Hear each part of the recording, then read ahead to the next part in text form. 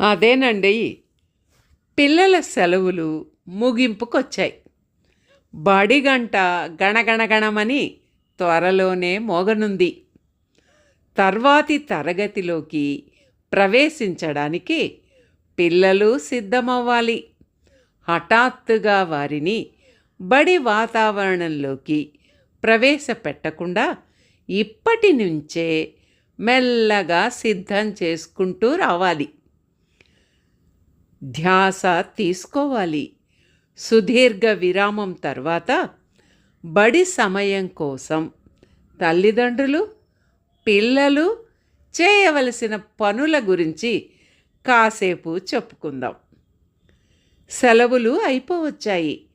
దూరాన బడిగంట వినపడబోతోంది. మహా అయితే మరో వారం తర్వాత స్కూల్కి వెళ్ళాల్సిందే పిల్లలు.